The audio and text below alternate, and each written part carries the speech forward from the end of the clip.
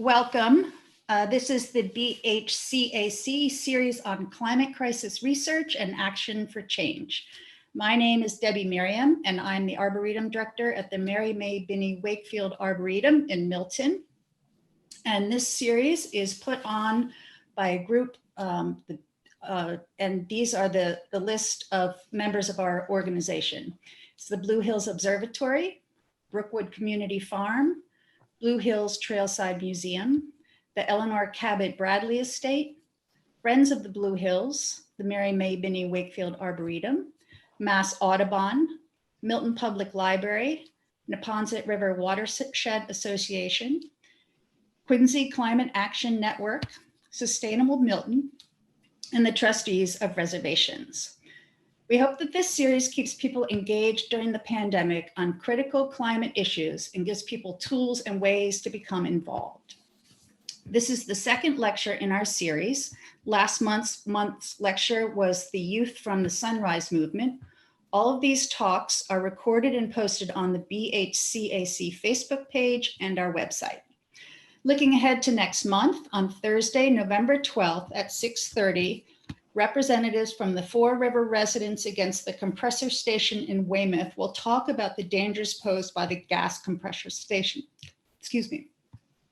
Now I'm going to turn it over to Miley Panerio Langer from Friends of the Blue Hills to introduce our speaker. Thank you so much, Debbie. It looks like we have a good crowd and I'm excited to see everybody. You'll notice we're in webinar format. So that means the attendees, you'll see us, but you won't see each other. Your videos and your audios are off. But we do want to hear all of your questions. We're going to have a question and answer period later. So at the bottom of your screen, you should see a Q&A button. If you have something come up while Rebecca is talking, we would love for you to just put it there and we'll get to those at the end. Chat is only to us. So if you have issues aside from a question, please feel free to put those in the chat. But all done with housekeeping and we're moving on to the main talk. I'm so honored and excited to welcome Rebecca Hurst. Rebecca is the director of the Sustainable Solutions Lab at UMass Boston.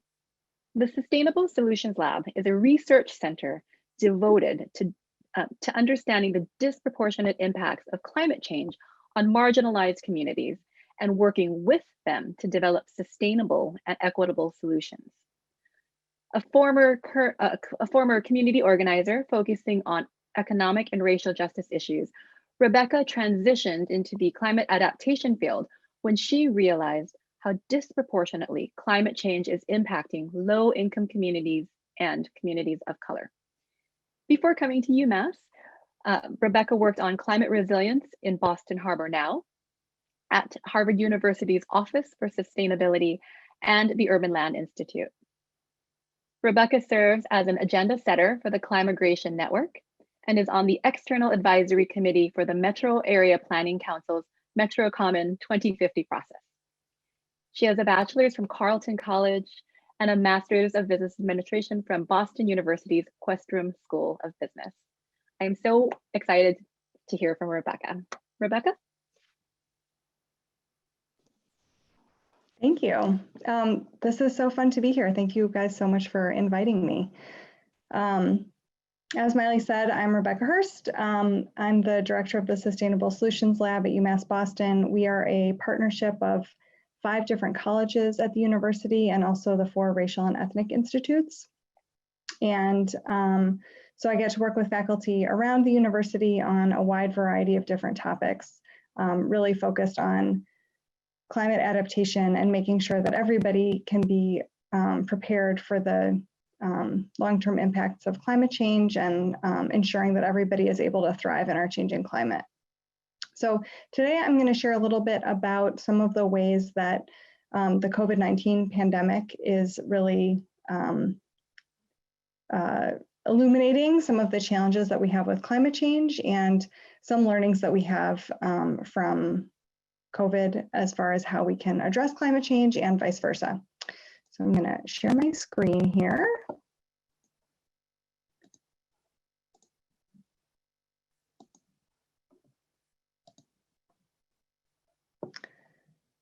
So as we're thinking about the pandemic, while it's not a climate disaster.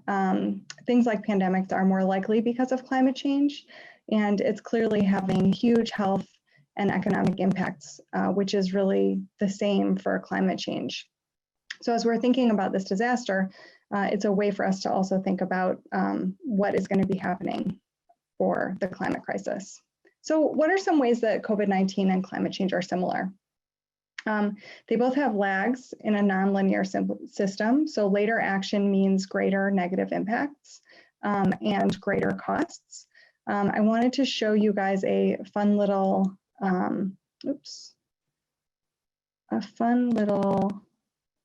website. I'm gonna change my share. Let's see how this works.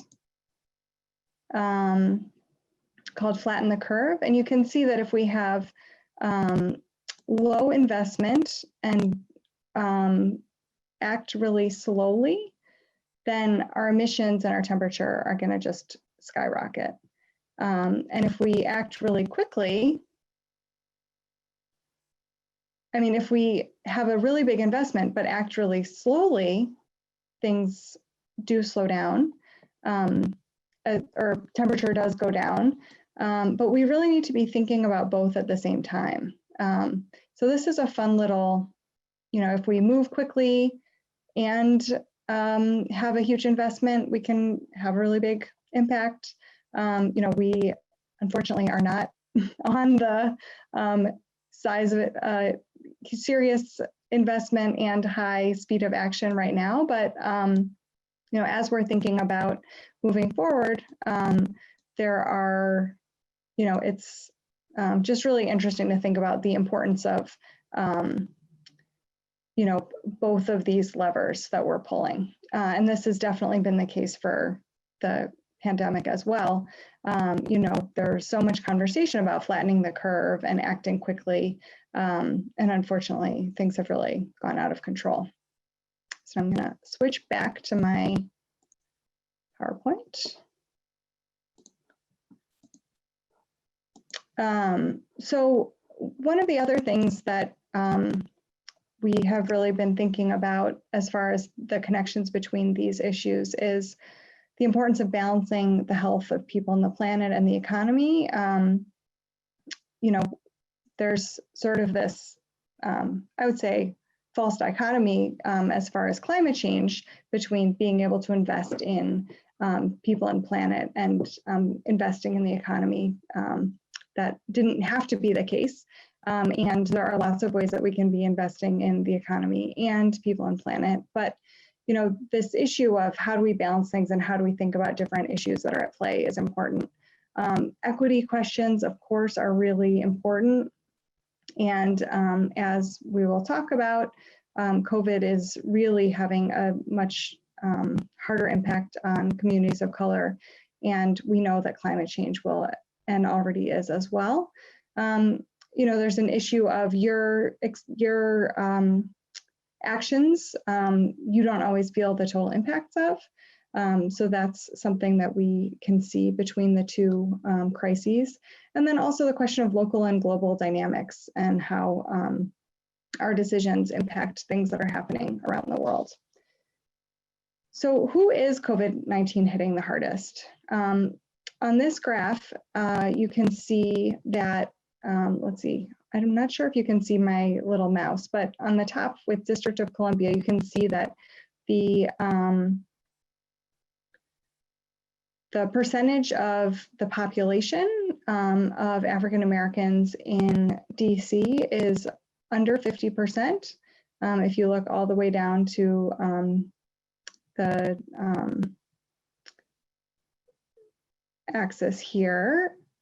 And then over here, you can see that the percentage of deaths is over 75%. And this graph is from relatively early on in the crisis. I wasn't able to find another visual as nice as this for our current reality, but the Kaiser, I'll put into the, well, I guess I can't put it into the chat because this is a webinar, but the Kaiser Family Fund, if you're looking for additional if you're looking for additional information on that, is a place to look for the current stats. We also can see that there's really a difference in the economic crisis as far as how unemployment is going to be impacting people. And so far the unemployment rate has hit almost 15%. It's down lower than that right now, but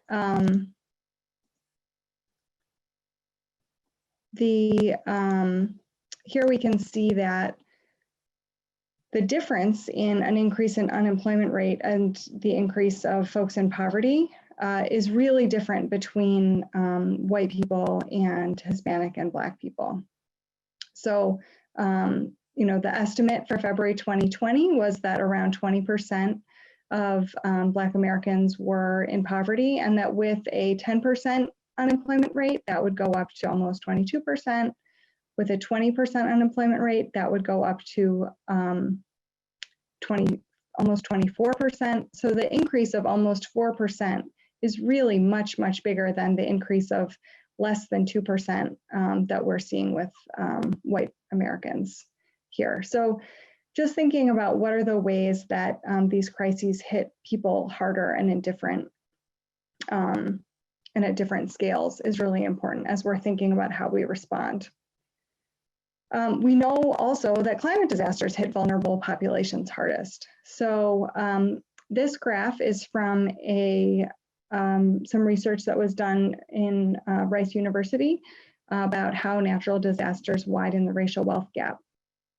And we can see here that for a white educated homeowner, wealth went up after this is looking at Houston after Hurricane Harvey, whereas it really went down for a Black, less educated renter, and that the wealth gap really widened dramatically between these two populations. And while this is really upsetting, it's not surprising. They were really looking at race, education, homeownership, and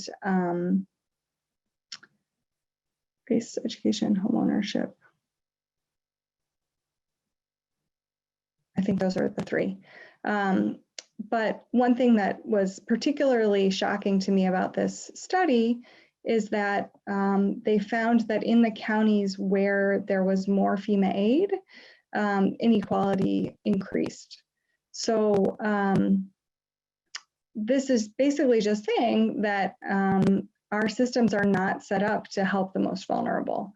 And this might be because, they favor homeowners versus renters, or they favor people who have more savings, who are able to wait around for aid, or they favor people who have more education, who are able to navigate the bureaucracy and apply.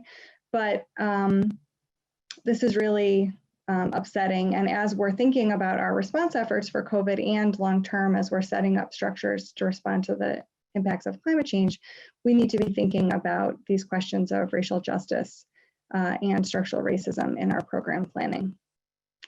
So how can policy address racial disparities instead of amplifying them? So there are a few key ways that we've seen that are particularly important to be thinking about. So one is, making sure that programs really are accessible to and responsive to the needs of people who are most vulnerable.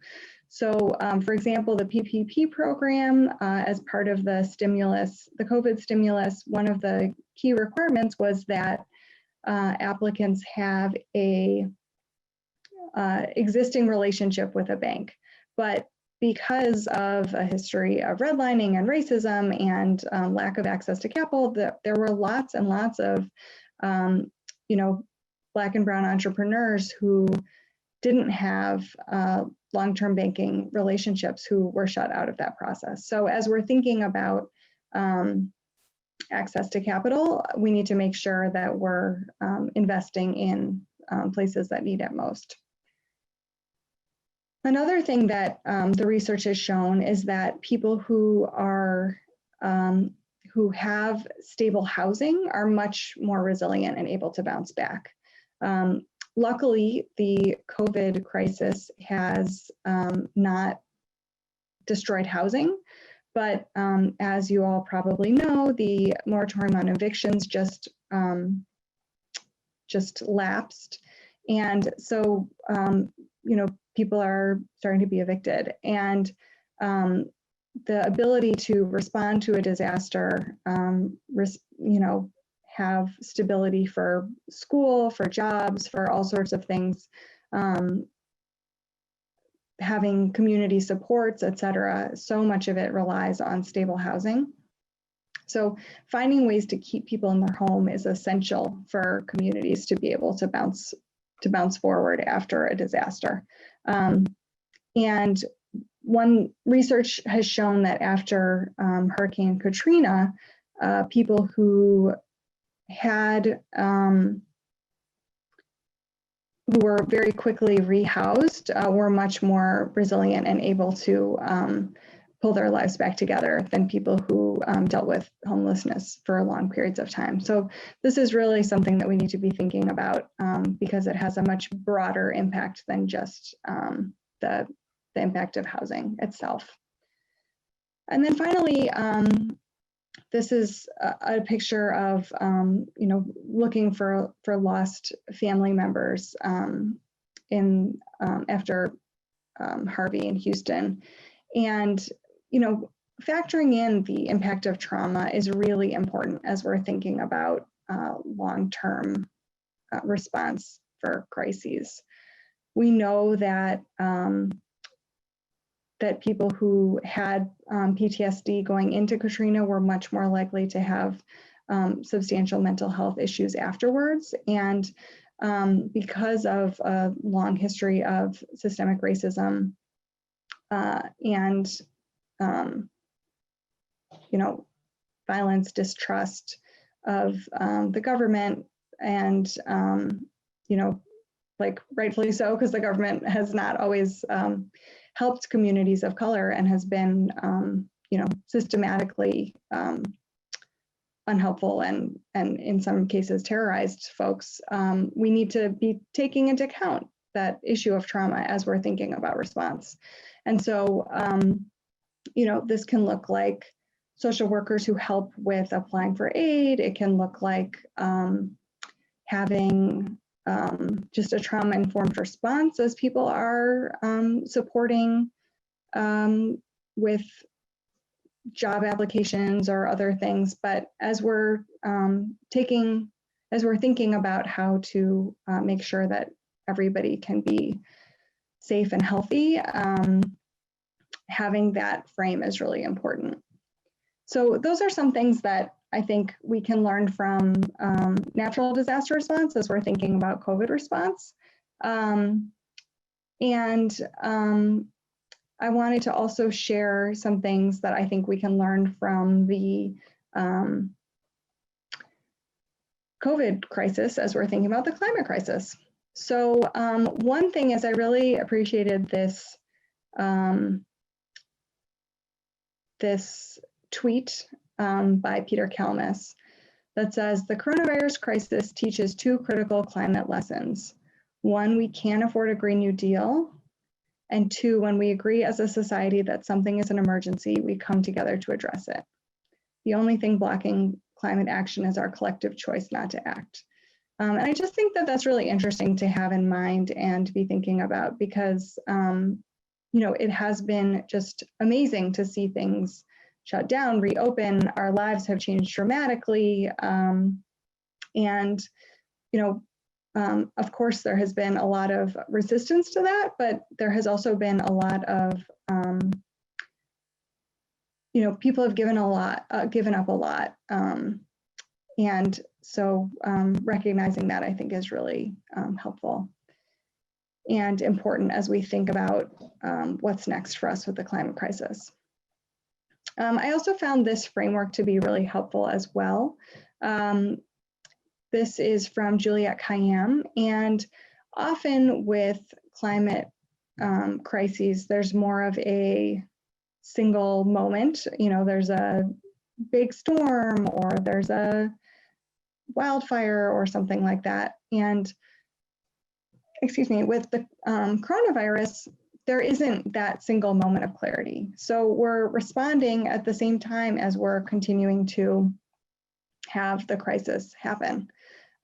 So, we're in this more adaptive recovery phase where we need to live with and manage the virus in a new normal.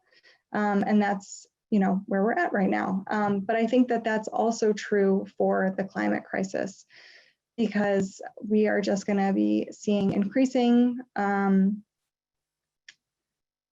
crises that are going to continue to hit us in different ways. And, the compounding impacts of these different issues are hard to understand. And we just need to be thinking about this not in terms of a moment in time, but a new way of being as we're thinking about climate change. And then finally, one of the things that we saw, that we've seen in the COVID response is the importance of public space, and how that is not, that public space is not accessible to everybody in the same ways. This was obviously really highlighted with the story of Mr. Cooper. But thinking about how do we make sure that amenities that make people's lives better are actually accessible to people? What are the ways we can be really proactive about having a racial justice framework as we're developing solutions, I think is really important. And just making sure that things that we have, a radically welcoming approach to all of the different public goods that we are trying to make available to people as we're responding to different crises. So I will stop there. Thank you all so much. It's really a pleasure to share some of these ideas with you all, and I look forward to your questions. Thank you so much, Rebecca. This is right up my alley because I have a master's in health equity, and so there's a lot of overlapping. Oh, great. And we did have a couple of good questions coming in. Folks, I just want to remind you, if you have questions, if you were to put it in the Q&A, I can see it quicker than the chat because the thread just keeps on going. But Rebecca, one of the questions is, how has the COVID lockdown improved air quality across the world? And then there's a follow-up. So it has improved air quality. I don't have statistics on it, but that has definitely been seen. And I think it hasn't, there are lots of ways that the greenhouse gas emissions reduction has not been as stark as some people thought that it might be. And as we are thinking about, how to have a long-term, sustainable, livable world, the solution isn't for like millions of people to lose their jobs and everybody to just be stuck at home. And so I think that, there's this line that we need to walk of, both acknowledging that, look, some of the things that we thought were necessary aren't necessary, and we can have dramatic, changes to our lives. And also, there are other solutions, and there are other ways to address this. And I think, one of the, a while ago, I read an article about airplane travel, and, the airlines were just flying empty planes because they didn't want to lose their berths at the airports.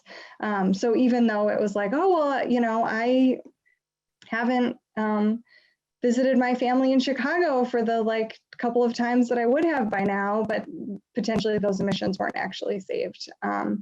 So, I think it will be very interesting to see how much greenhouse gases have gone down over the past year. And I think where that's helpful is in pushing us to imagine different ways of being, but not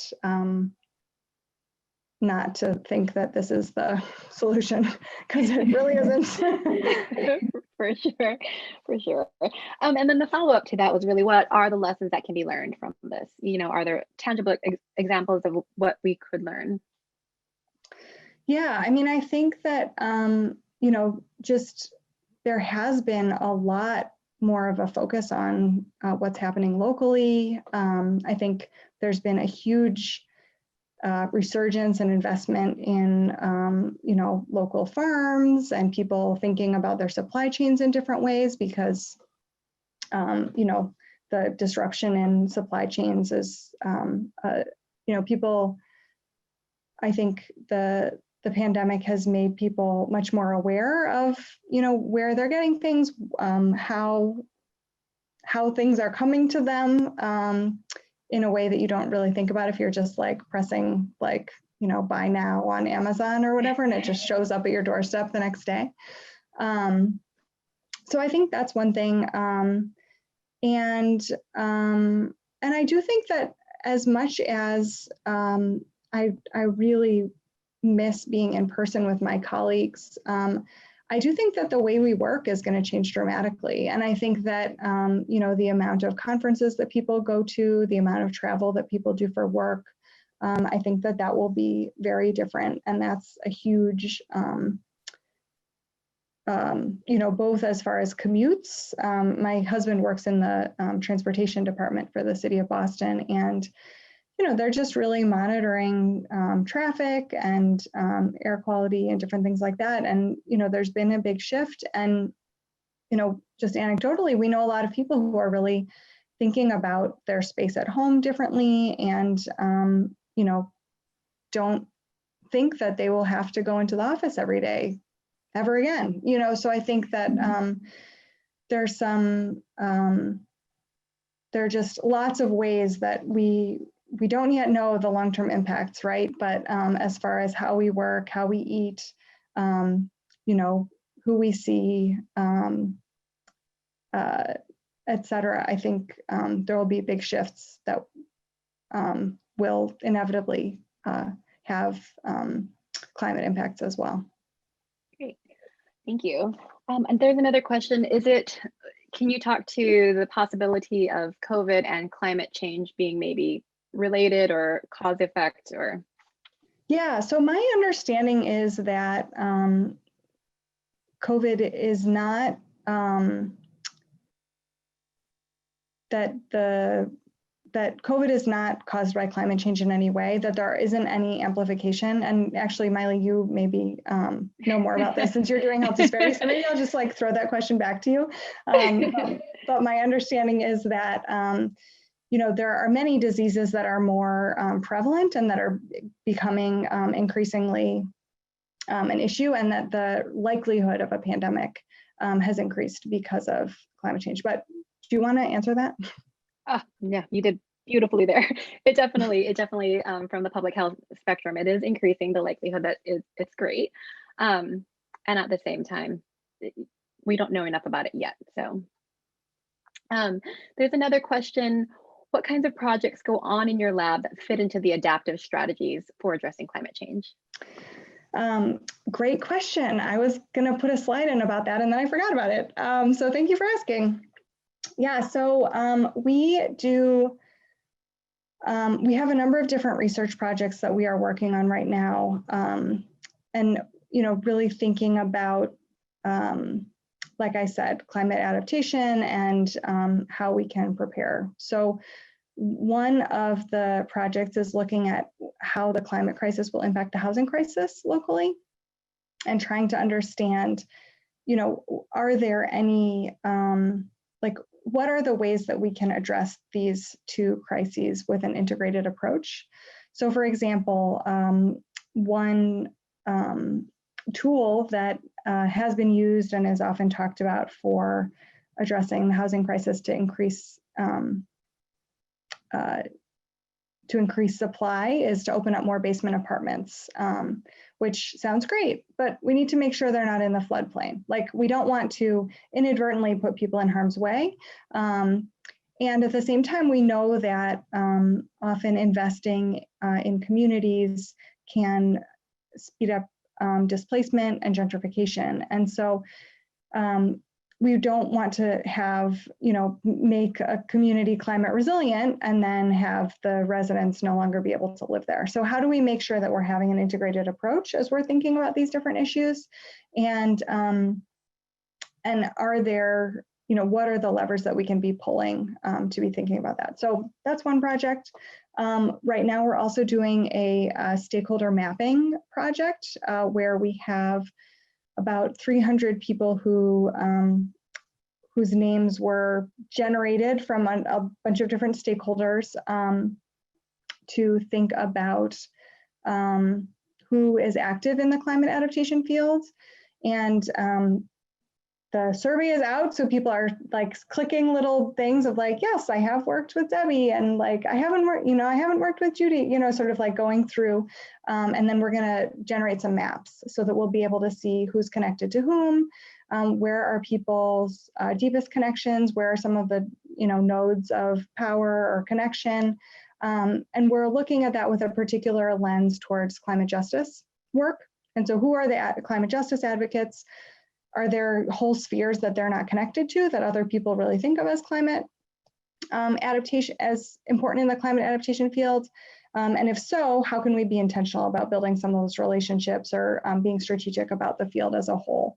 So that's another project. And then we have a project that's looking at Black Boston activists, Black Boston climate justice activists, and how music and art from the Caribbean are impacting ways of understanding climate change and climate disasters. So that's a cool one. That's a seed grant we just awarded this year. We have another seed grant that's looking at fishermen in Gloucester and ways of knowing in climate justice. We're doing some work with the state, looking into the state's MVP program and thinking about how climate justice could be more woven into that. So there's sort of a range of different things, but thinking about both.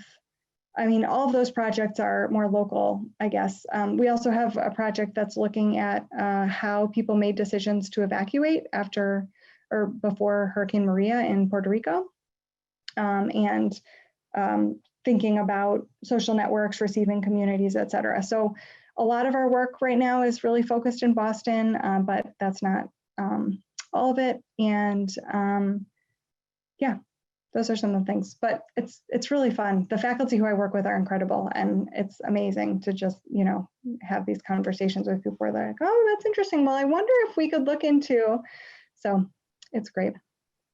I'm about to ask, I want to jump in on some of those projects too. They all sound great. We have two questions that are kind of similar. So one question is, what are the actions we can take as part of this climate action coalition that we belong to? And I think that speaks to, you were talking about the wealth gap and climate disasters and who it affects and how can we drive the narrative on a community levels? Yeah.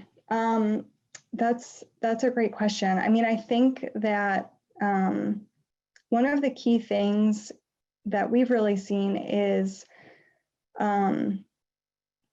just trying to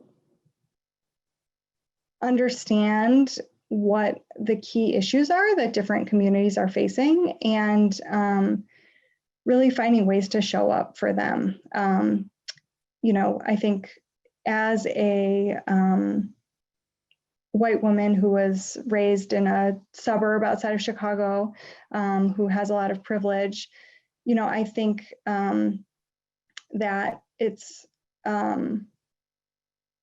climate change has been, deeply understanding climate change has been the first time that I've really deeply felt an existential threat for myself and for my family. But that's not true for other people, right? Like, this country was founded with genocide of Native peoples. And, when you think about slavery in the Jim Crow South. I mean, there's so many examples of existential threats that communities have dealt with. And so, you know, trying to learn, like, what can we learn from that? How have people, you know, there's just so much strength and survival that we really need to tap into to understand more deeply as we're thinking about these broader existential threats. And, you know, I think that sometimes there can be a narrative of like, oh, well, how do we get people to care about climate change if there's, you know, if they don't have the capacity to have a longer term view because they're trying to get food on the table or trying to, you know, make sure they're not evicted. And I think the key is, it's like, well, let's show up. Like, those are, like, all of these issues are really deeply interconnected and, you know, are a result of basically racialized extractive capitalism. Like, our system is functioning in the way that it was built. And so how can we really question that and bring that into the work that we're doing around climate change? And so I think, like, you know, some of that is showing up in solidarity with people. Some of that is doing self-education. Some of that is, you know, asking the question, like, who's, you know, we're missing opinion, we're missing voices here. Like, what else do we need to know to make this decision? So I think, yeah, and then, you know, and like asking, like, of the news and asking, you know, there are all these different, like, ways that we have different narratives. And I think interrogating those different narratives and trying to understand more deeply what the interconnections are and how we can, you know, really understand the system so that we can fix it. Great, thank you. Question from Mark. How would you grade the City of Boston's climate plan with regards to racial justice and equity? And if you met Mayor Walsh, what recommendations would you suggest to improve? So the City of Boston, you know, I think is definitely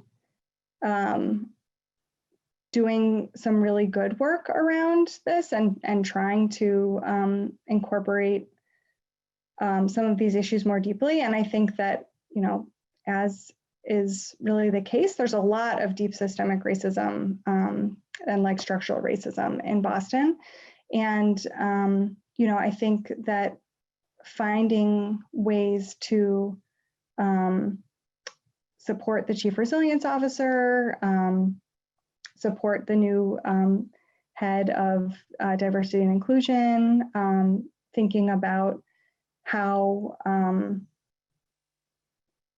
the climate crisis is connected to the housing crisis and is connected to jobs and all those things is really important. And, you know, as we're, I think to like get sort of technical, one of the key things that is a real challenge for the strategy that the City of Boston has articulated for climate resilience is that much of the climate resilience is very expensive, right? And so much of the strategy is, well, let's make sure that, you know, when there's private development happening, the private developers, it's a public-private partnership, and the private developers pay for some of the resilience investments, which totally makes sense because, you know, even though Boston has, you know, historically had a pretty good budget. We'll see what happens with COVID.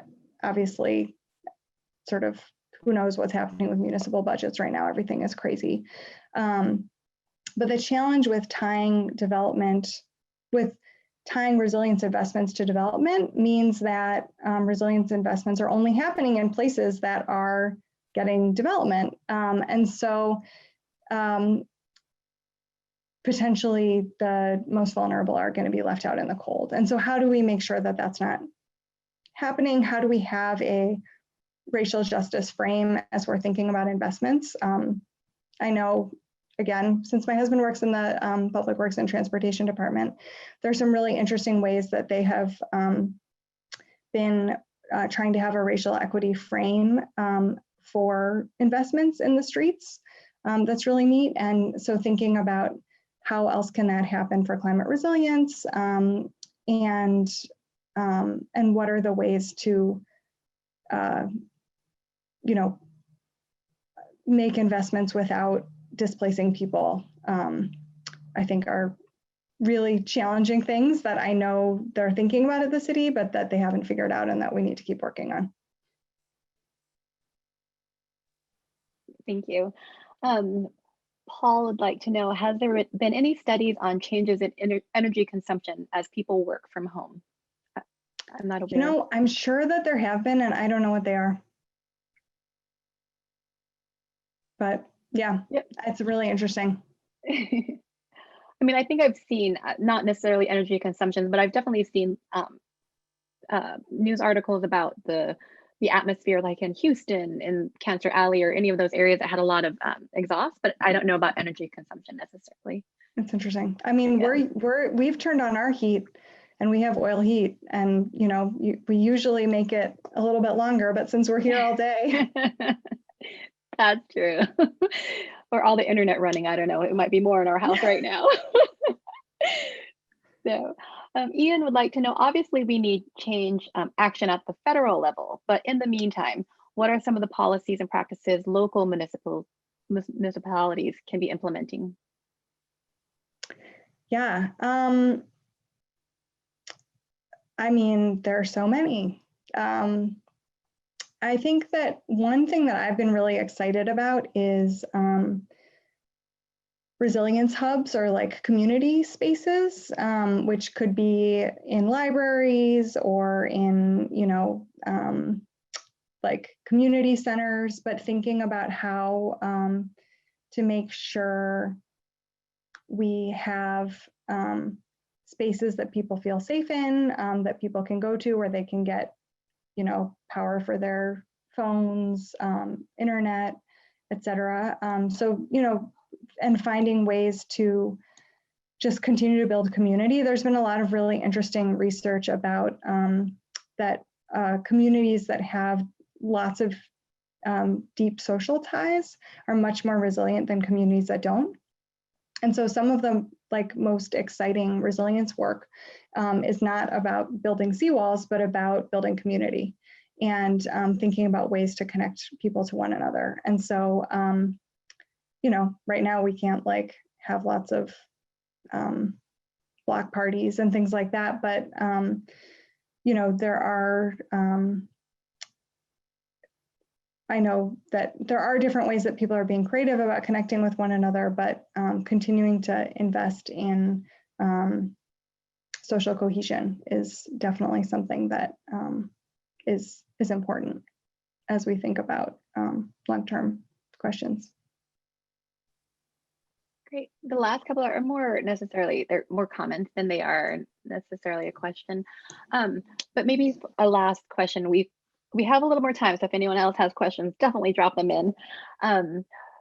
When we're talking about the balance of the health of people versus the health of the planet, are there conversations on if that's being blown out of proportion, or if it's,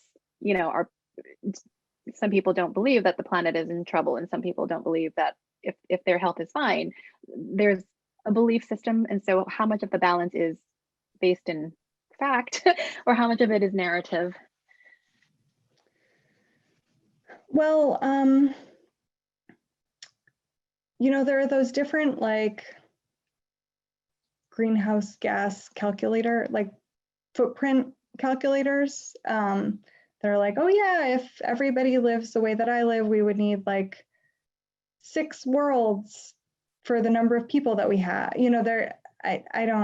I'm sort of pulling this out of my ear, but I'm sure that people have some idea of what I'm talking about, or you can Google, carbon footprint calculator. So I think it's definitely true that we have more people in the world than the world can sustain, and we also, there was a really great piece that I saw recently about just sort of the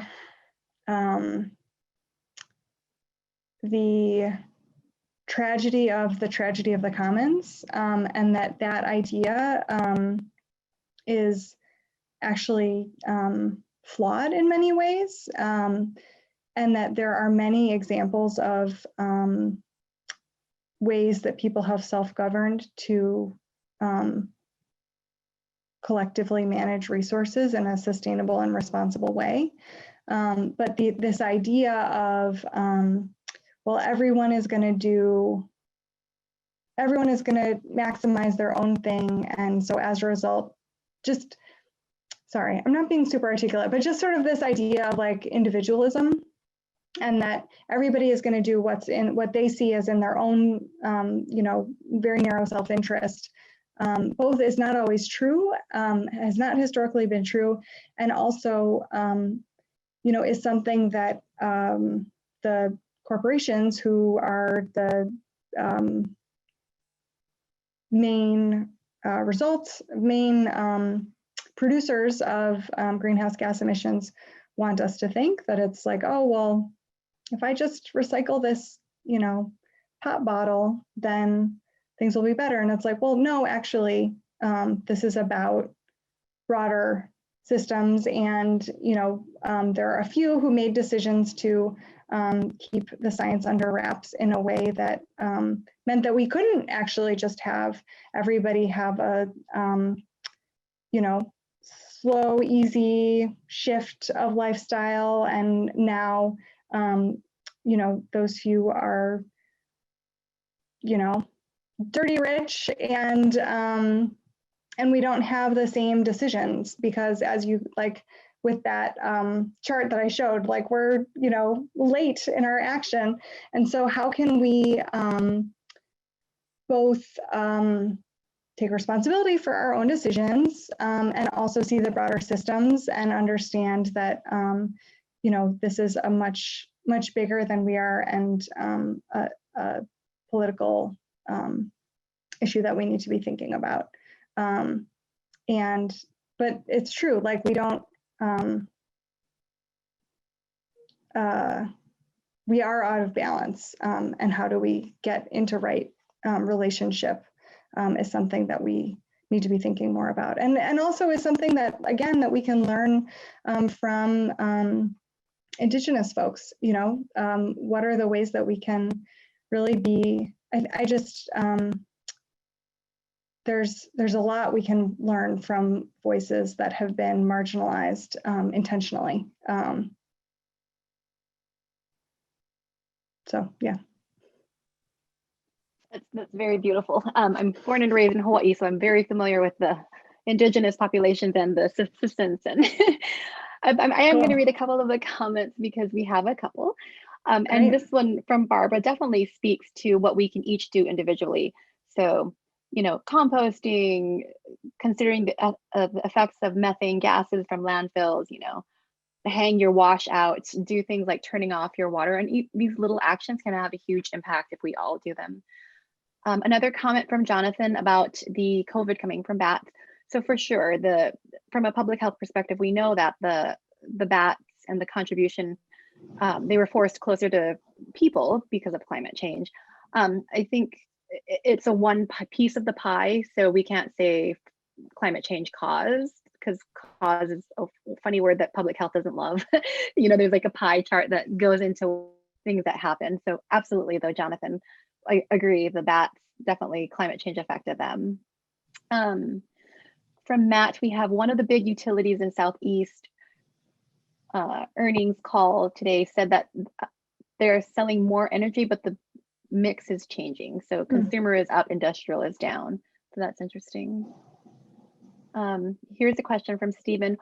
On the dynamic chart showing the effects of varying the rate of reduction of GHGs on global temps, what does the model assume concerning trends elsewhere on the planet? I think it was just it was just to help us understand the importance of I think it was global. And so it was just saying, like, if we globally act decisively, but with a small investment, that won't have the same impact as if we make a big investment and act decisively. And if we make a really big investment, but it's really late, there's, you know, some challenges there too. So just sort of thinking about the mix of time and investment in having an impact that we want to see. Sorry about the phone. Carbon pricing is a start, but right now conversions are meaningless because there's no evident cost. You know how much gas costs or a gallon of milk, but not a pound of carbon. Statement.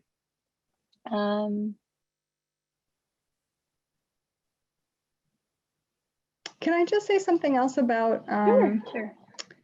I think it was Barbara that was saying all the different things we can do. It's totally true. There are so many different things we can do. And even if we all do all of the things, because our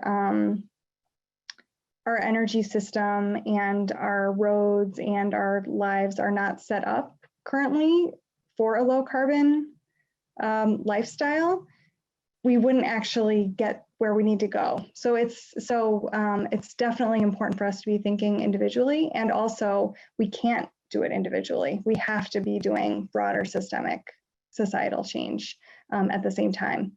And, you know, thinking about those intersections, I think, is always really important because it's both and. I do love that both and. It's not either or. So wonderful. And as Hobbit points out, we can go out and vote. Definitely yes, vote. Exactly. Everybody should. I mean, I'm sure that I'm preaching to the choir here, but there's kind of an important election that is kind of important when we think about climate change. So everybody should vote. Let's see, we probably have a room for a couple more. What is the best way to educate those who are not as knowledgeable about climate change and racial injustice? I mean, I think the best thing to do is just share your own experience. You know, I really have seen both, like in my life, I've seen climate change happening and I've seen racism happening. And so talking about my experience and the, you know, and it's hard. For me, I think, you know, it's really easy to get caught up in facts. And like, I think that there's a way that sometimes people argue about facts. And like, I don't, especially right now when it's sort of like truth. I mean, who knows what truth is? It's like crazy out there right now. But I can talk about how, you know, I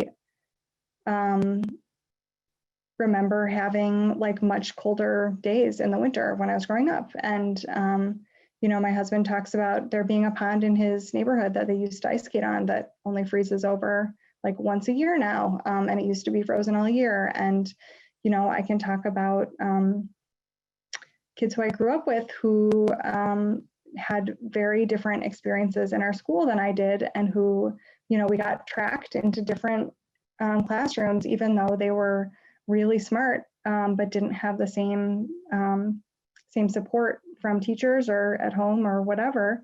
And our lives are really different. And so like thinking about, you know, it's very hard to argue with somebody's experience in a different way than it is to argue with like facts and figures, because somebody can spew another statistic and then it's really easy for me to get sort of thrown off my game and be like, well, I don't actually know that about, you know, solar generation and like kilowatt hours or whatever. So do I have anything to contribute? But it's like, well, what's my experience and how can I ground in that? I think is really helpful when we're thinking about hard conversations. Thank you, and that's beautiful. And probably we have a couple more comments, just but we probably are winding down, so we can be mindful of folks' time because we're 5 minutes to In Milton, Daryl says, in Milton, we were considering municipal aggregation for purchasing electricity, which would be very good. Oh, someone's thanking us, thanking us, and thinking about what is possible by next Thursday. And then there's a suggestion, would people watch the mobility song, YouTube solar mobility song, to see a chance for a big shift? I haven't seen it. Have you? No. No. No. Okay. Okay, so maybe let's make this our last question. I've been an intentionally sustainable-minded mom and want to understand how best to include my kids in being proactive in climate action. What would you recommend as the most important thing for the next generation to understand and be active in? So I've been thinking about this a lot because I have a 3.5-year-old, and you know, he doesn't know about climate change yet. But I think that the key thing is that,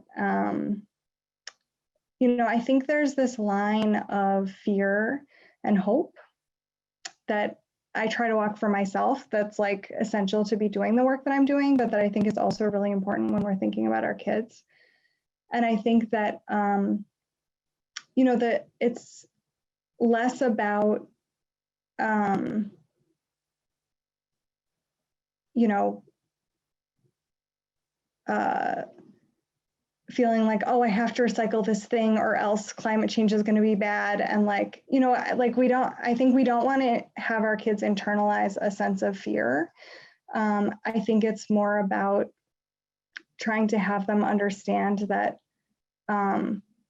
what they're doing, like that their actions matter, and that you are taking action too. I mean, I think that that's one thing that just growing up, I remember my parents would, you know, like every election they did like, oh, like maybe one day of door knocking or something. And they were like, yeah, well, you know, we don't have that much time to do it. We don't like it that much. But if everybody did like just a little bit, like, you know, we're just trying to do our part and we feel like we're part of the broader thing. And I think, you know, they just modeled for me different ways of showing up in the community that really gave me a sense of agency and have made me feel like, you know, the future's not written, like we get to decide. And I think that that's really important for kids. And I also just think like, you know, talking about kids who are being awesome around climate change is so cool. Like there's so many people who are leading and like, you know, finding ways to show up for them and like take leadership from young people, I think, you know, is really important for kids to see too, because it's really validating and makes them understand like, oh yeah, this is important and I don't have to feel powerless and disengaged and fearful, right? I mean, it's scary, but like, you know, we still get to decide. Absolutely. I have a 15-year-old and a 17-year-old, and I'm very familiar with trying to lower that anxiety, but still keep them moving forward. Very familiar, but thank you so much. And Debbie is gonna close us out, but thank you so much, Rebecca. Thank you for having me. It's really, it was really a pleasure. It's an honor to be invited. Thank you, Rebecca. It was a great conversation, and your presentation was so informative, and your important work that you do, and the excellent question and answer series.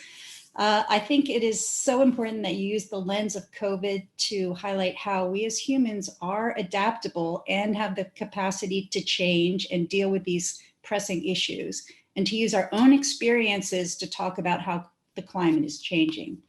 I just want to reiterate that this climate crisis series is co-sponsored by the Blue Hill Observatory, Brookwood Community Farm, Blue Hills Trailside Museum, the Eleanor Cabot Bradley Estate, Friends of the Blue Hills, Mary May Binney Wakefield Arboretum, Mass Audubon, Milton Public Library, Neponset River Watershed Association, Quincy Climate Action Network, Sustainable Milton, and the trustees of reservations. Our next talk will be on November 12th, and please look at our webpage and Facebook page. And thank you, Rebecca. It was a fantastic Thank presentation. you again. And thank you for all of your work.